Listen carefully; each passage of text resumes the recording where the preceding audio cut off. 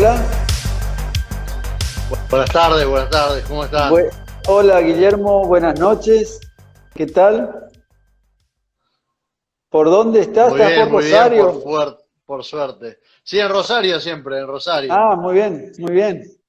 Bueno, un gusto tenerte con nosotros, con tus amigos del Club de la Libertad, de Corrientes. No, un gusto para mí, un privilegio. Nuevamente comunicado con la tierra de mi abuelo, porque mi abuelo, que era médico y Ah, sí. fue director del Hospital Carrasco aquí en Rosario durante varias décadas, Ah, mira. no solo era nacido en Corrientes, sino que hablaba en guaraní además. Ah, bueno, entonces era bien correntino. Nosotros somos correntinos y no hablamos guaraní. Bueno, Buena noticia, no la sabía, no sabía eso. Mira alguna qué vez lo he bien. contado cuando he visitado tu provincia, que la Pero, considero mía. pero por supuesto, nosotros te consideramos propio acá. Nos acompañaste el primer año que inauguramos, cuando empezamos a- cuando formamos el Club de la Libertad en el año 2014. Nos acompañaste al primer homenaje que le hicimos, le rendimos a Juan Bautista Alberdi. Alberdi, Así es. sí, por Así supuesto. que, así que bueno, sos nuestro Muy, amigo de los primeros pasos. muy emotivo el evento Sí, bueno, y tuvimos oportunidad de compartir y de decir unas palabras también. La verdad que claro. fue un privilegio siempre, un Sí, privilegio. estuvimos en el Instituto Semper y después estuvimos en el monumento que hay acá en la Costanera a Alberdi y tuvimos toda la jornada trabajando en esas cosas y escuchándote sobre el tema de Alberdi. Vamos a tener que Pero repetirlo cuando pase la pandemia. nosotros te esperamos con los brazos abiertos. Pero bueno, a la gente que ya se conectó, le voy a contar que estamos en el nuevo ciclo del Club de la Libertad, que se llama Conversando con el Club. Esta noche tenemos a un amigo que estaba diciendo del primer año del club, a Guillermo Luis Coberton, que sos doctor en economía y magíster en economía, ¿verdad? Y profesor Y en economía y universitario. en administración de empresas. Ah, bien, En bueno, ese economía y dato. también en administración de empresas. Ah, muy bien. Bueno, vale la aclaración, gracias porque no lo tenía. Y sos profesor universitario en la Universidad Católica de Rosario, ¿es así? Y en Universidad la... Católica Argentina. Es Argentina. la universidad, sí, sí. Es la Ah, misma que está en bien. Buenos Aires, en Ah, Mendoza, en sí. Paraná. Es la misma Y, universidad. y en la Universidad Francisco Marroquín en Guatemala, también, ¿verdad? He sido, ahora ya Ah, sí. no, porque Ah, hace años que sí, que no voy bien. más, sí. Muy bien. Bueno, el tema que elegiste o que te elegimos, no lo sé, es qué pasa con los precios en plena pandemia. Pero antes de entrar a eso, yo quisiera hacerte una consulta que tiene que ver con el campo, porque has tenido relación con la actividad agropecuaria, ¿verdad? Bueno, yo he estado siempre vinculado al comercio de granos y a Claro. través de la Bolsa de Rosario integré la Cámara Arbitral de Cereales también y Ujú. bueno, y además fui secretario en Confederaciones Rurales Argentinas, así es que siempre estuve bastante cercano al negocio que le da origen a nuestra ciudad, ¿no? Porque en Rosario es Claro. imposible no tener relación con el comercio, sí. Claro, seguro. Bueno, y hace 6 años cuando tuve el privilegio y el honor de conocerte y de estar juntos en esa charla sobre Alberdi, eh, yo tenía una preocupación.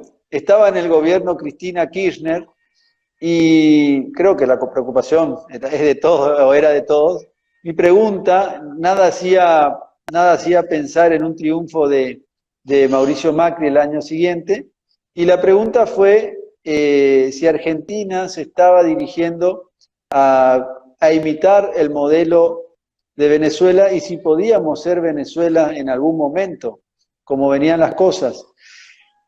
Y me acuerdo la respuesta que nos diste, que nos tranquilizó y nos dijiste que eso era imposible, porque los medios de producción en Venezuela, corregime por favor si me equivoco lo que creo que me contestaste o si no recuerdo mal, que era imposible porque los medios de producción en Venezuela estaban en manos del Estado, el petróleo estaba en manos del Estado, y los medios de producción en Argentina estaban en manos de los propietarios del campo, o sea, en manos privadas. Entonces fue una respuesta que la verdad a mí me dejó tranquilo y era razonable. Pero hoy, 6 años después, habiendo pasado el gobierno de Macri de intermedio, vuelven a estar en el gobierno estas personas que generaban esta inquietud en nosotros y vemos que ya no se contentan con las 125 o con retenciones importantes al sector, sino que me parece que empiezan a mostrar una política más cercana al miedo que teníamos en el 2014. Entonces, como es un tema que toca tu conocimiento y sé que estás al tanto de la cuestión, me gustaría saber tu opinión sobre el último, sobre el tema de la cerealera Vicentín, y si avisorás que estamos yendo camino a una situación similar a la de Venezuela, con estos avances. Yo creo que ahora estamos un poco peor de la vez que hablamos, Sí, porque cuando hablamos en aquella oportunidad, yo creo recordar, no me acuerdo si dije todo, pero que lo estaba pensando, porque muchos sí, me preguntaban eso. Las sí. diferencias principales que yo veía radicaban en que el chavismo tomó el gobierno en Venezuela cuando creo que 12 de 18 gobernadores provinciales eran militares con manejo de tropa. Ujú. Eso en Argentina no solo no existe, sino que no puede existir, porque un militar con manejo de tropa no puede ser gobernador de una provincia. La otra diferencia importante es que a ellos le prohibieron la tenencia de armas de fuego a los ciudadanos y luego se Ah, las incautaron. Y en Argentina eso todavía no es así, lo cual de algún modo garantiza que avances contra la propiedad por parte de grupos así como lo que ellos llaman colectivos chavistas sean muchísimo más difíciles y de muchísimo más riesgo para quien quiera avanzar sobre la actividad privada, porque la claro. gente puede armarse y mucha gente está armada en Argentina. Y eso es un indicio importante también. Ujú. Yo sigo pensando que de la economía venezolana, una parte demasiado sustancial, cuando este problema empezó, estaba en manos del Estado. Y eso hay que advertirlo siempre, porque hay que evitar que el Estado sea empresario, como decía Alberdi, hay que Ah, evitar que el Estado sea productor y hay que evitar que realmente hay que evitar que el Estado pretenda asignar recursos, porque por definición, las decisiones que el Estado quiera tomar en términos de asignación de recursos y en términos de actividad empresarial, nunca tienen los incentivos que tiene la actividad privada. En la actividad privada, el empresario tiene que ponerse al servicio del consumidor, tiene que tratar de leer lo que el consumidor necesita y quiere. Es su obligación interpretar volúmenes, precios y métodos de producción, porque si no lo hace, quiebra. Esto es ah, importante. Si no lo hace, quiebra, pierde su capital y desaparece. Y esto es necesario y es muy importante. La esencia del sistema de libre empresa es que las empresas puedan quebrar o puedan cambiar de propietarios. Esto es claro. esencial, es fundamental. Clarísimo, No sí. quiere decir que la empresa vaya a desaparecer, que la gente se vaya a quedar sin trabajo, ni mucho menos, porque hay mecanismos por los cuales ante una situación de insolvencia o de problemas de manejo de una empresa, el juez Sí. del concurso en Argentina, por ejemplo, puede avanzar, digamos, facilitar la entrada de otros jugadores. Así es que eh, digamos, en la medida en que la actividad económica principal, que no es la única la actividad del agro, ni la actividad pecuaria, ni la producción primaria, ¿no es cierto? Pero sí es una industria importantísima, ¿eh? Y hoy la discusión es esa, pues yo siempre he dicho que el agro es una industria, porque tiene Claro. recursos, tiene un proceso de transformación, tiene tecnología y requiere de un stock de capital. Cuando crece ese stock de capital, aumenta su productividad. Asigna recursos y está sujeto a los vaivenes de la opinión, digamos, de los ciudadanos que con sus compras y sus abstenciones de comprar le dicen si están de acuerdo con lo Claro. que él está haciendo o si no está de acuerdo. En realidad, Sí. Vicentín no es una empresa tan relevante en cuanto al comercio de granos en Argentina, aunque es muy grande. Digamos, si Vicentín funciona o no funciona, no va a impactar en el comercio de granos ni le va a generar ningún tipo de dificultad. Sí le va a impactar a los propietarios y sí, por supuesto, que le va a impactar a los acreedores. Por eso es muy deseable que Vicentín pueda salir adelante. La empresa Vicentina, además, tiene un capital y tiene unas posibilidades operativas que en cualquier país normal conseguiría un crédito para salir de esta situación que está. Sin duda puede Claro. haber cometido errores y sin duda los errores más grandes lo han cometido los bancos nacionales que confundieron, digamos, a los, a los proveedores de Vicentino otorgándole una liquidez que no le Claro. hubieran otorgado a ninguna otra empresa, a lo mejor en circunstancias parecidas. Pero todo esto no es que afecta al mercado. El mercado va a seguir operando. Digamos que quienes producen estas materias primas van a conseguir comprador y lo que hay que buscar es evitar a toda costa las distorsiones de precios. Por las mismas esencias, la característica de lo que es el mercado, una empresa como Vicentín, ya sea estatal o sea privada, no puede más que comprar en competencia con los demás, es decir, pagando Claro. los mismos precios. Y no puede vender al exterior más que en competencia con los demás, pagando los mismos precios, vendiendo, digamos, Claro. cobrando los mismos precios. Entonces, este quizás fue el principal problema de Vicentín, que Vicentín, al ser una empresa que no tenía las economías de escala ni el tamaño que tienen sus competidores en el mundo, Claro. eventualmente había países del mundo y compradores potenciales que preferían comprarle a sus competidores. Y Vicentín le terminaba vendiendo su producto a los competidores, ¿no? Era Claro. el productor de harina más grande de Argentina y sin embargo no le vendía al extranjero, le vendía a las empresas que operaban aquí en Argentina haciendo lo mismo, que ellos compraban y Ajá. revendían.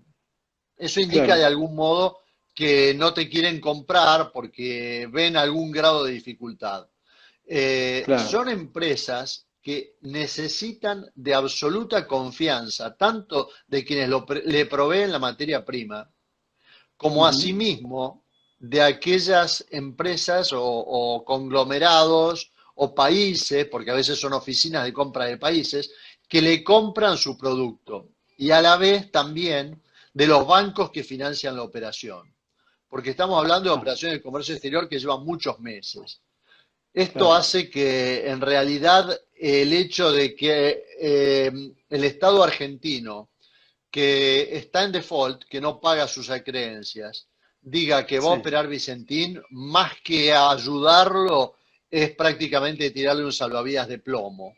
Sería mucho Claro. más sano que seriamente se planteara la posibilidad de que quien quisiera invertir, como dice nuestra Constitución, sin discriminar a nacionales o extranjeros, porque de alguna Sí. manera todos fuimos extranjeros en algún momento, Por este, supuesto. se le permite invertir ahí y sacar adelante a Vicentín, ¿no? Así que, bueno, Claro. yo creo que cualquier camino alternativo va a ser bastante suicida por parte del gobierno porque por más que confisquen Vicentín, quienes le vendían a Ujú. Vicentín históricamente, si ven que el gobierno lo ha confiscado y más de este modo, dejando de Ujú. lado a sus acreedores, que son precisamente sus proveedores históricos, ¿no? Lo único que va a Ujú. hacer es que nadie quiera proveerle de materia prima.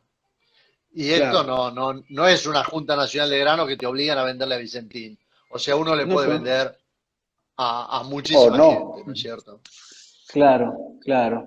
Pero, bueno, pero aparte el tema es la señal que le dan a las otras empresas en la Argentina con respecto al manejo del Estado, que en cualquier momento el Estado se puede apropiar de la empresa de un particular y por más esfuerzo que haga el particular, tiempo de trabajo, años y todo lo que significa llevar adelante una empresa, uno está a merced de las decisiones políticas de un gobierno que en cualquier momento puede pegar el zarpazo y quedarse con una empresa de capitales privados.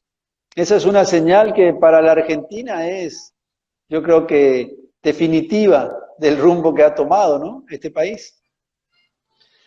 Yo coincido contigo en que hay que estar muy atento. Yo vengo de una familia de empresarios.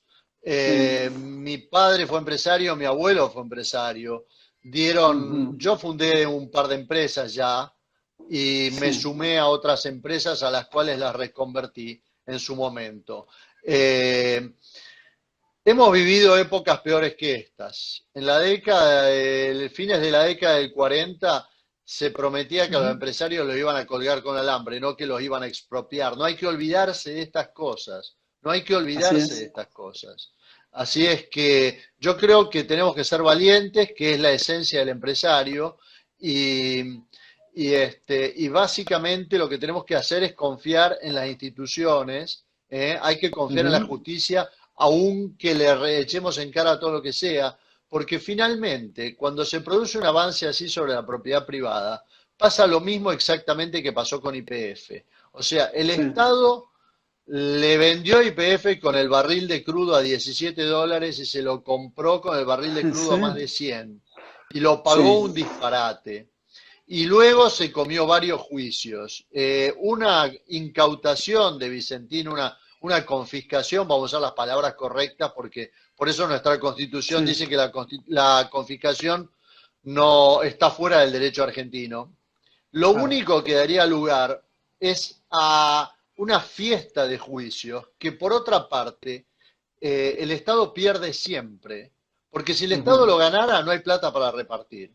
Si el Estado Sí. lo pierde, el Estado le tiene que pagar a los propietarios de Vicentín, le tiene que pagar a los abogados y le tiene que pagar a todo el mundo. Así es que yo les diría con absoluta certeza de que esto termina que, en juicios que en el futuro, cuando haya gobiernos de otro color, que esto siempre ocurre, porque el argentino vota cualquier cosa hasta que le empiezan a tocar el bolsillo, y cuando le empieza a pasar Ujú. mal y a comer pan negro, se quiere sacar al peronismo del 55, se quiere sacar de encima el peronismo del 76 y se quiere sacar de encima siempre al peronismo como en la época de la Rúa también. O sea, el peronismo Sí. necesita que otro tome el gobierno en algún momento para tener a quien echarle la culpa a una serie de cosas. Así que, aunque nuestras instituciones no están funcionando del todo bien, yo confío Ujú. en que la estructura, digamos, institucional nuestra todavía da lugar a que este tipo de atropellos, eh, yo creo que no van a poder prosperar. Es más, creo que la ¿Cuál, opinión cuál? pública, saliendo a la calle, ya actúa muy fuertemente, como pasó allá en Avellaneda, ¿no es cierto? Que la opinión Sí, pública se ve a la calle a defender algo que ni siquiera ellos son, es de propiedad de ellos, era gente común la que salía a la calle. claro. Pero bueno, Sí, esto pero, respecto de esto que me preguntabas. claro, pero te pregunto porque uno trata de entender, ¿cuál crees que es la manera de pensar de esta gente? Tenemos un Estado quebrado que no se puede hacer cargo ni de sus cuentas y se meten en un conflicto de un privado que tiene deudas y que seguramente podría, en cualquier país civilizado, podría tener crédito a plazos y podría ver de qué manera ordenar sus números y mantener su estructura y mantener su personal. Acá en el país el Estado quiere hacerse cargo del control de una empresa que vos lo decís, no es la empresa de granos de la Argentina, pero así todo, ¿cuál es la señal? ¿Qué es lo que quieren hacer creer? Porque lo saben ellos también, yo entiendo que el presidente lo debe saber. Esto es un mecanismo que no le trae beneficios a él políticos, y más bien le trae dolores de cabeza que hace 60 días él tenía una imagen positiva del 80%, y después de esto de Vicentín, después de la cuarentena eh, permanente en la Argentina, y luego de estas decisiones de Vicentín, ha bajado del 45%. Entonces, ¿cuál es el objetivo de esta gente? Hacernos un país totalitario, socialista, pero eso los va, como decías bien, los va a sacar del poder, no los va a mantener en el poder. Y acá en la Argentina, como bien decías, hay gente que está dispuesta a defender lo suyo a cualquier costo. Entonces, uno se plantea cuál es la intención, cuál es el país que quieren, metiéndose con estas cuestiones que evidentemente no le han traído un rédito político.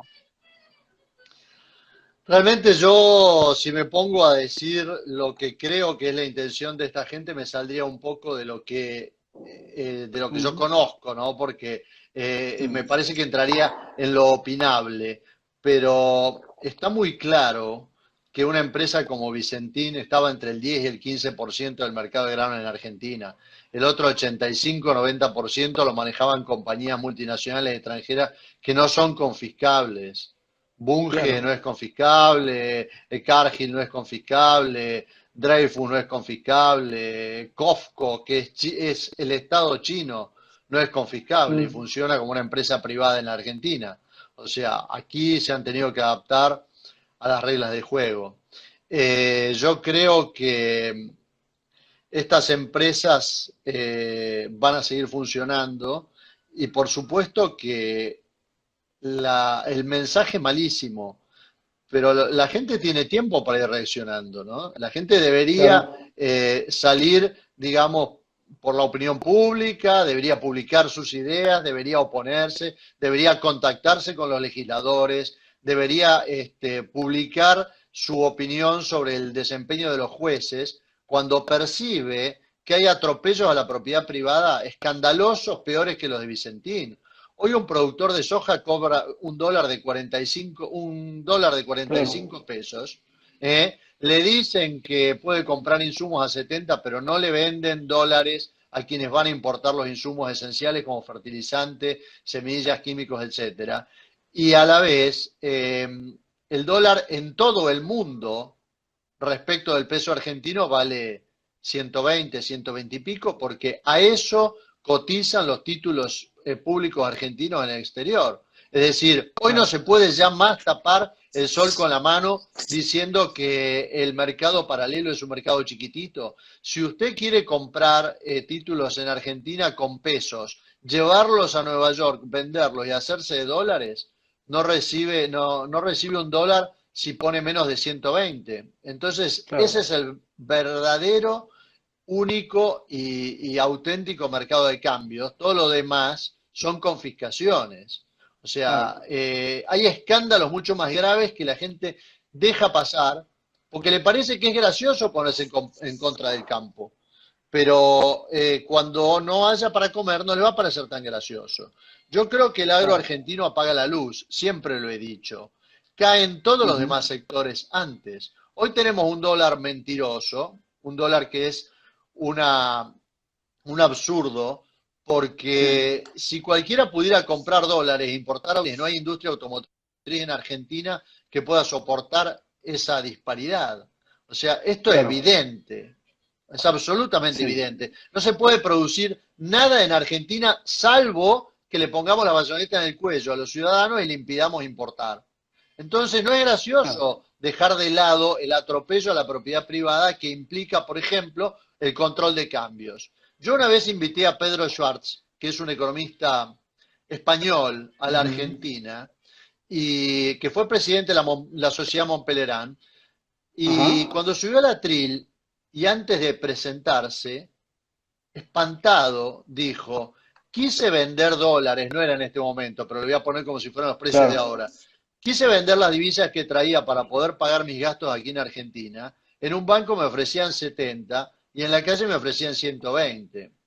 El control de cambio lo inventó Hitler. Esto se los comento para que sepan a dónde están parados.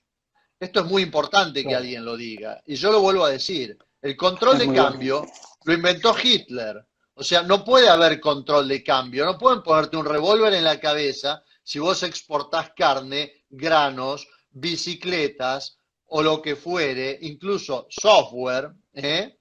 Si importás Ah, conocimiento, no pueden ponerte un revólver en la cabeza y decirte, por lo que exportaste, dame los dólares y luego andar a comprarlos a la calle al doble de lo que valen. Esto es un atropello total. Esto es muchísimo más grave que lo de Vicentín.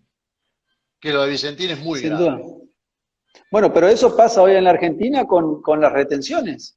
El Por campo recibe un supuesto. dólar de 45 y uno no ve las manifestaciones que veíamos en el 2008, en el momento del conflicto por la 125, donde el campo realmente se le plantó al gobierno. Hoy no vemos esa reacción del campo, por lo Esta menos, ¿no? reacción todavía no llega porque indudablemente la gente de campo lo primero que quiere es que el resto de la sociedad viva bien, tenga alimentos y tenga abrigo en su casa. Si no hubiera esta situación Pero, de pandemia, claramente sería muy diferente, todo sería muy diferente.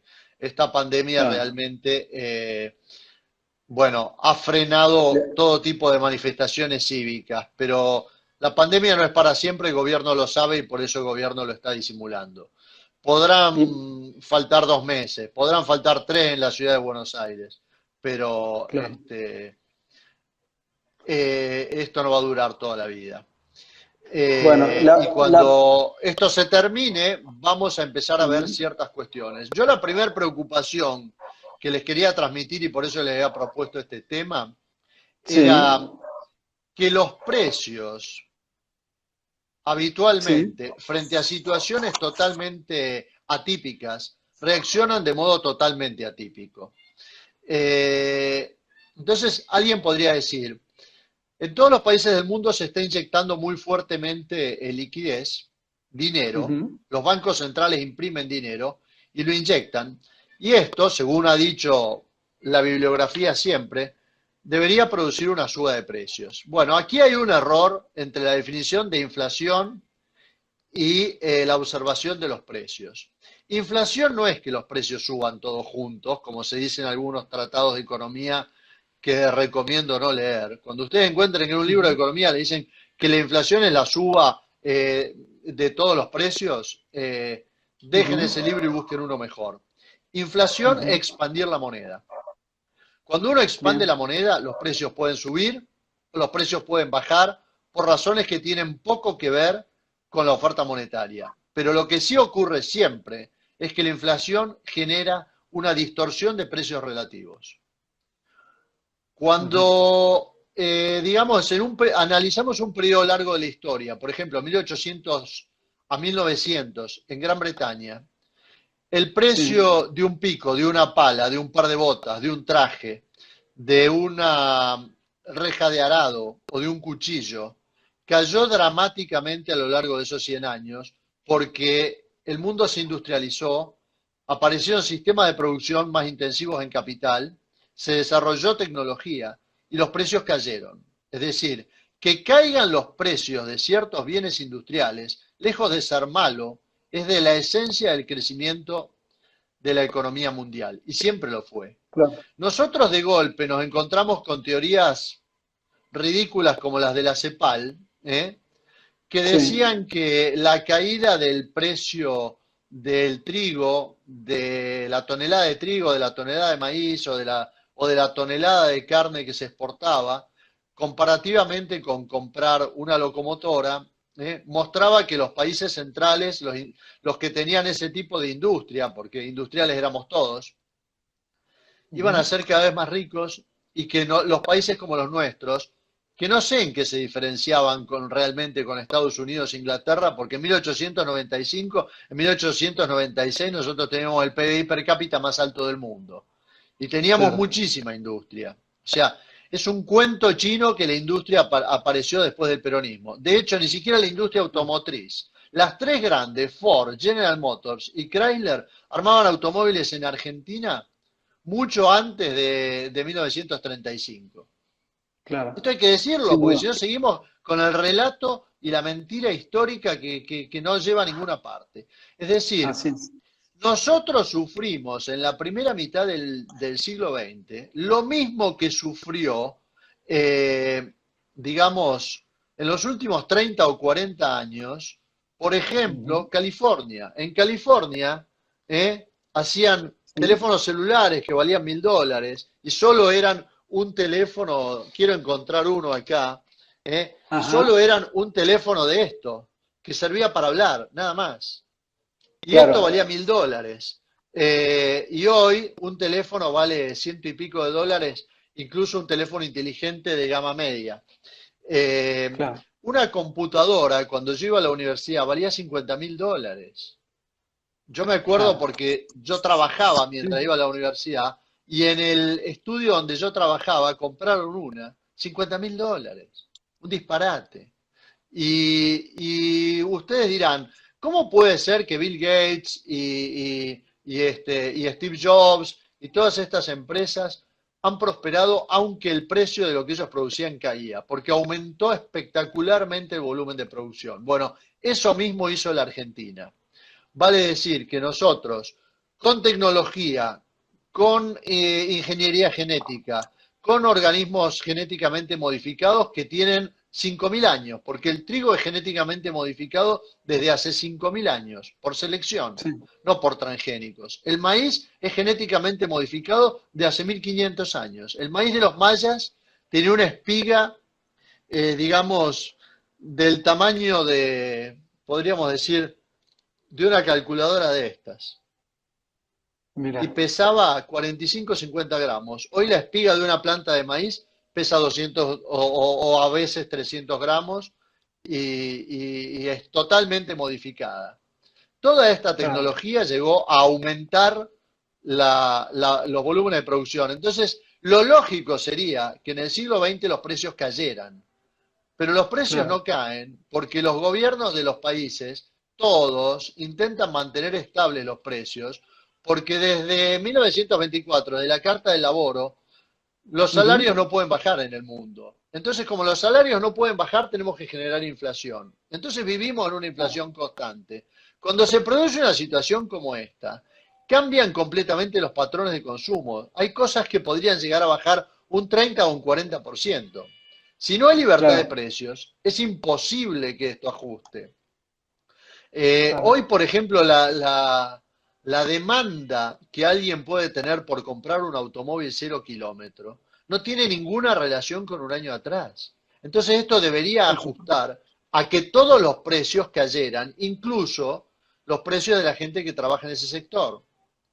Y tendría que haber Claro, una reconversión de la actividad y tendría que haber empresas que cierran y que sean compradas por otras y concentración de empresas y todo lo que hace que el capitalismo funcione, avance y que la empresa privada solucione las demandas de la gente y que la economía mundial crezca como creció desde hace 350 años. O sea, hay gente que parece no entender absolutamente nada de cómo funciona una economía libre. En una economía claro, libre, que haya empresas como Vicentín que tienen problemas y que tengan que cerrar, e incluso, como algunos me decían, después de Vicentín van a querer incautarse de Molinos Cañuelas.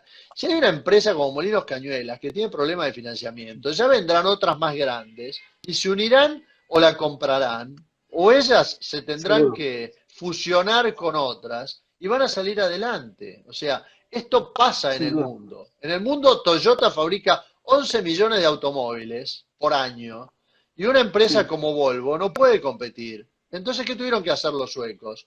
Permitir que entre capital extranjero y se la vendieron a los chinos. Y hoy Volvo es una empresa china de propiedad de claro. Geely y sigue esa tecnología y la gente que trabajaba ahí trabajando y recibe una inyección de capital de otro país.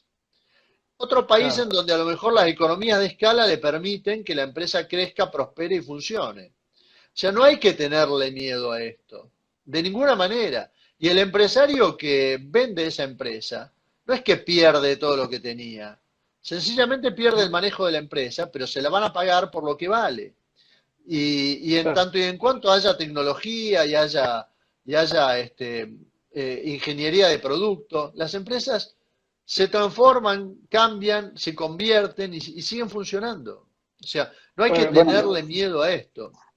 Lo que por sí está muy supuesto. claro, sí, lo que sí está muy claro es que no se puede pretender que los precios sean siempre los mismos, que se mantengan absolutamente estables y creer que si hay precios que tienden a caer, los vamos a apoyar con expansión monetaria o con distorsiones, porque la Claro. expansión monetaria nunca es neutral, siempre distorsiona los precios relativos. Esto es tan antiguo que se le llama efecto Cantillon. Richard Cantillon fue un economista del 1700, o sea, hace Ujú. 200 años que esto se sabía perfectamente. Entonces es muy importante enfatizar en esto, porque la distorsión de precios relativos va a hacer que nosotros asignemos muy mal los factores de producción y querramos seguir produciendo aquellos bienes que naturalmente las preferencias del público los llevarían a bajar de precio, y que, Claro. por ejemplo, dejemos de producir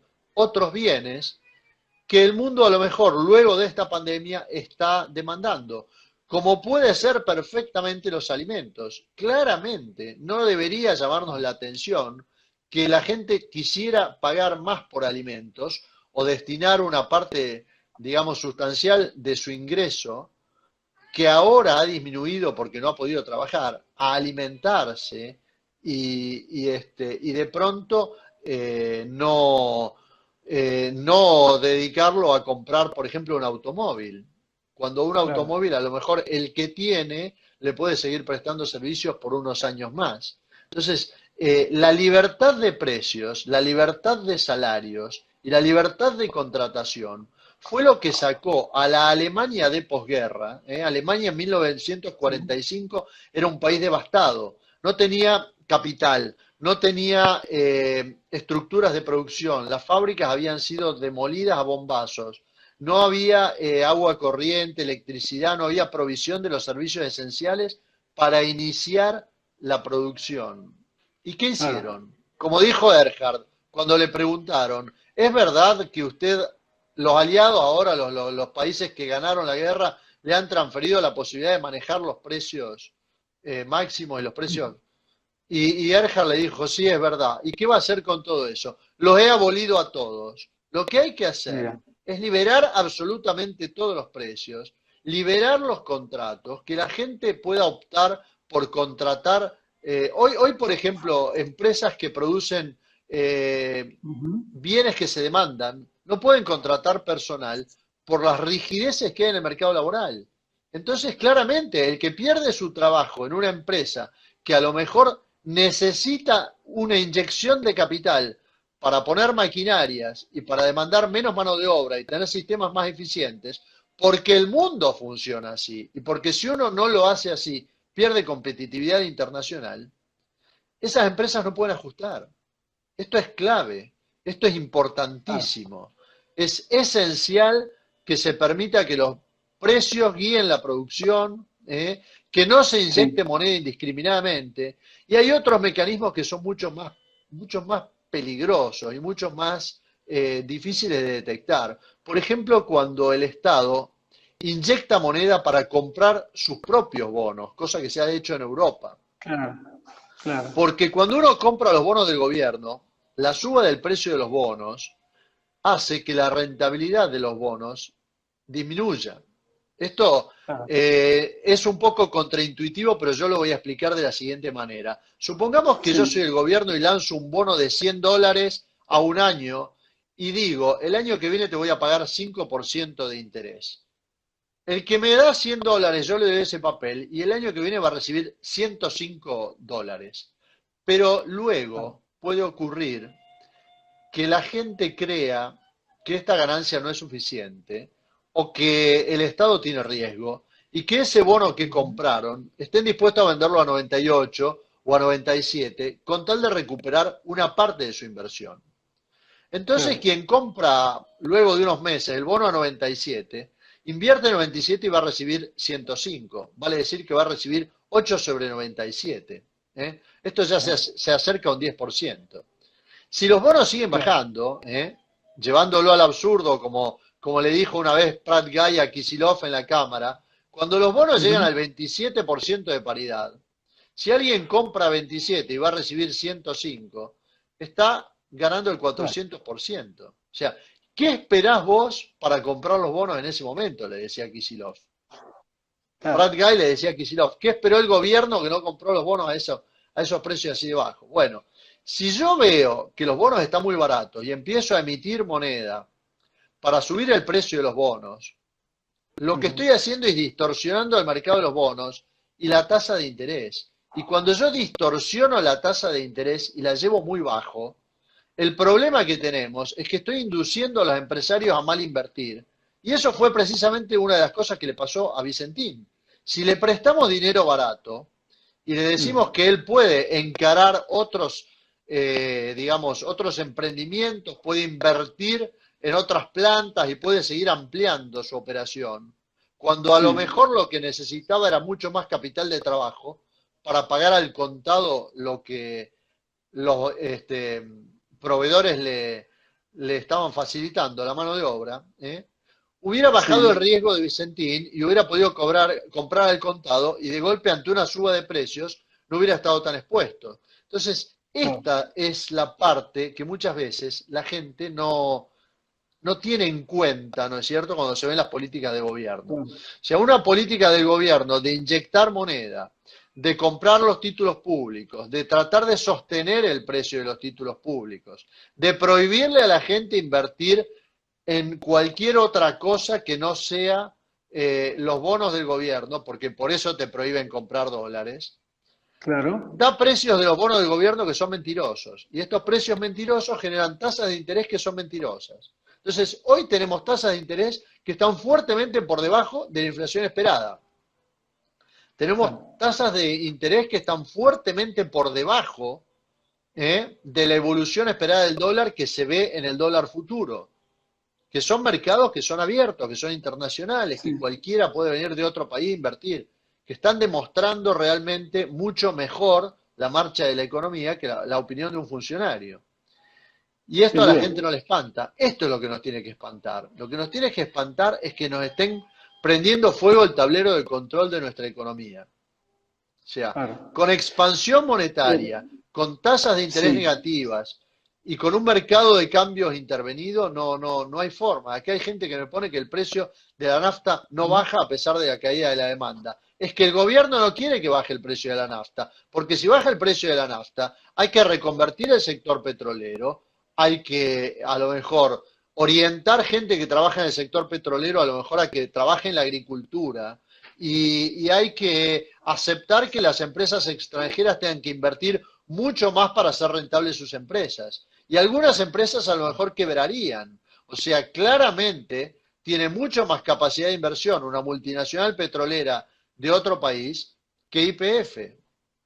Sin duda. Entonces, ese es el miedo que les da. A lo mejor YPF dejaría de ser una empresa de capital nacional y no hay ningún problema con esto. No hay ningún problema con esto. Sí. Para nosotros no hay ningún problema. Para ellos sí.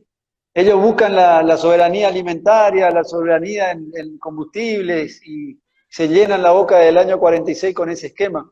Pero a la Argentina que ha emitido de manera impresionante ahora, seguimos con los controles de precios, seguimos con las tarifas congeladas, no hay ahora, no hay paritarias, porque bueno, estamos todos encerrados. ¿Qué va a pasar cuando empecemos otra vez a demandar y salgamos a la calle a trabajar de manera más activa y empieza a haber demanda en algunos productos? ¿Y qué va a pasar con la Argentina, con la inflación de la Argentina se ha achatado en estos últimos meses en comparación al año pasado?